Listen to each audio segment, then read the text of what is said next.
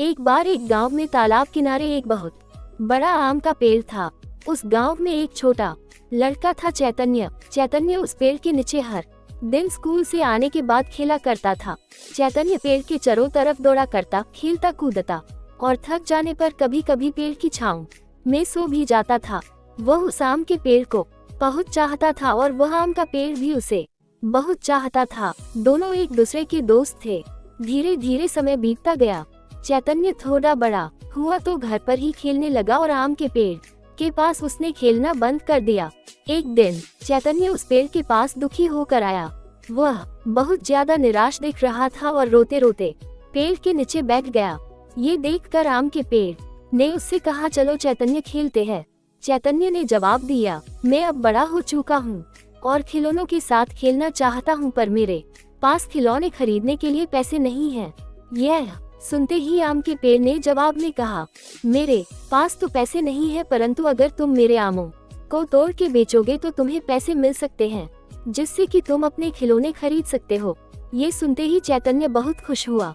उसने सभी आमों को उस पेड़ से तोड़ लिया और बाजार में जा कर उन्हें बेच दिया और उसने अपने खिलौने भी खरीद लिए। पर वह वापस आम के पेड़ के पास नहीं आया। आम का पेड़ उदास हो गया। कुछ सालों के बाद चैतन्य दोबारा लौटा। अब वह बड़ा हो चुका था, उसका विवाह भी हो चुका था। चैतन्य को देखते ही आम का पेड़ बहुत खुश हुआ और उसने कहा, चलो चैतन्य खेलते हैं। चैतन्य ने जवाब में कहा, अब मेरी शादी हो चुकी है, मेरा परिवार है, मेरे पास खेलने का समय नहीं है, पर हमें रहने के लिए घर चाहिए। क्या तुम मेरी कुछ मदद कर सकते हो? ये सुनते ही आम के पेड़ ने जवाब में कहा, मेरे पास घर तो नहीं है, परंतु अगर तुम मेरी टहनियों को काट कर घर बनाना चाहो तो बना सकते हो। ये सुनकर चैतन्य खुश हुआ और उसने सभी टहनियों को काटकर अपना घर बना लिया।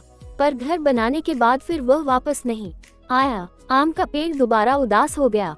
कुछ साल बाद चैतन्य फिर उस आम के पेड़ के पास पहुंचा। आम का पेड़ उसे देखते ही खुश हो गया और उसने कहा, चलो चैतन्य खेलते हैं। चैतन्य ने कहा, मैं अब काम करके बहुत थक चुका हूँ।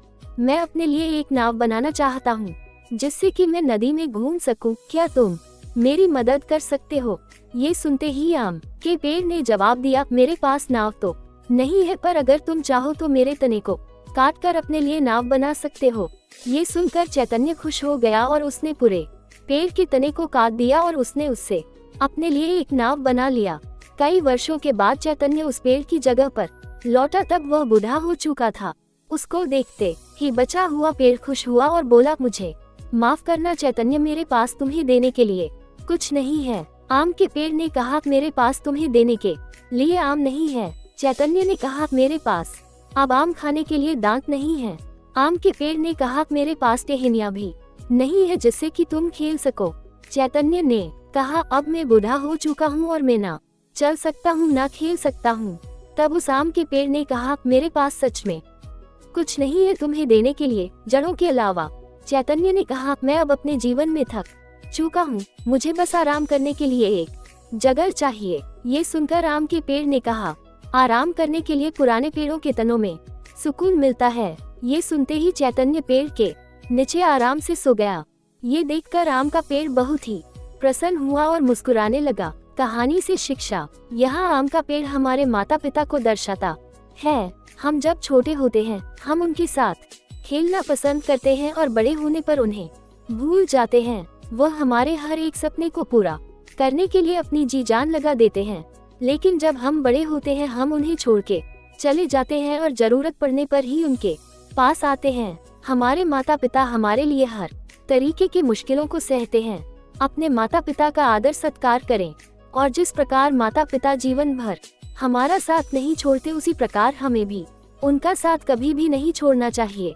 अगर आपको ये सब कहानी अच्छी लगती है तो प्लीज हमें सब्सक्राइब करिए और हमारा बेल आइकन जरूर क्लिक कर दीजिए, ताकि ऐसी वीडियो पर जैसे ही रिलीज होगी वैसे ही सबसे पहले नोटिफिकेशन आप पर जाए।